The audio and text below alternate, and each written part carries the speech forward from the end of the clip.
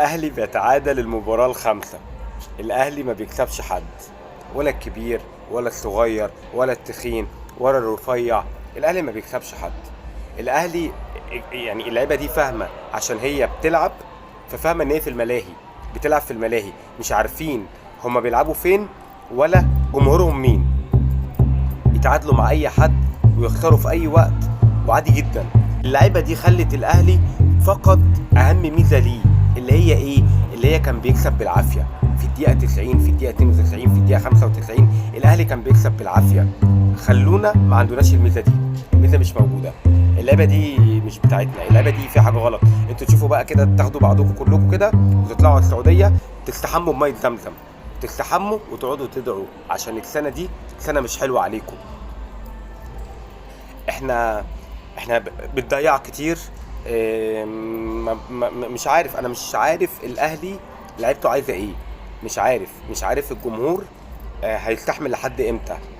تعادل تاني مع المصري 0-0، وضربة جزاء ضائعة وكور كتيرة وجوان بالجملة ضايعين. خدوا بعض كده واستحموا بمية زمزم وتليفوا بمية زمزم، عشان انتوا داخلين على السوبر. ده انتوا بطولة السوبر اللي احنا هنلعبها، تخيلوا كل الفرق اللي هتلعب معانا في السوبر كسبت. الزمالك كسب 3، بسم الله ما شاء الله، الله اكبر. بيراميدز كسب 2، بيراميدز ده العادي بتاعه. سيراميكا كليوباترا كان خسران لغايه الدقيقه 91 1-0، وفي الدقيقه 92 اتعادل، وفي الدقيقه 99 كسب. سيراميكا كليوباترا بيلعبوا بروح الفانيلا الحمراء. الاهلي به سيراميكا كليوباترا اعتبروه الاهلي.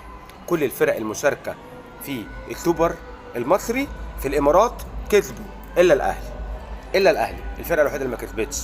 اللعيبه مش عارف، اللعيبه بتلعب في مدينه الالعاب الترفيهيه، بيلعبوا في الملاهي، لكن احنا عشان بنلعب كوره فهم فاكرين ان هو لعب عادي، مش فارقه. اللعيبه لا مبالاه، ما عندهمش احساس، طالعين عادي جدا كأن ما فيش حاجه حصلت. اللعيبه مش باين ان هم زعلانين، داخلين على بطوله سوبر مش عارفين. احنا مش عارفين نقول ايه في مستويات متدنيه بالطريقه دي. احنا الاول كنا بنكسب وحشين. ميزه البطل انه بيكسب وهو وحش، مش بيكسب وهو حلو. بيكسب باي طريقه، بيكسب بالعافيه، ياخد التلاتة بونت بالعافيه. احنا حتى مش عارفين نكسب بالعافيه، احنا بنضيع ضربه جزاء في حاجه غلط.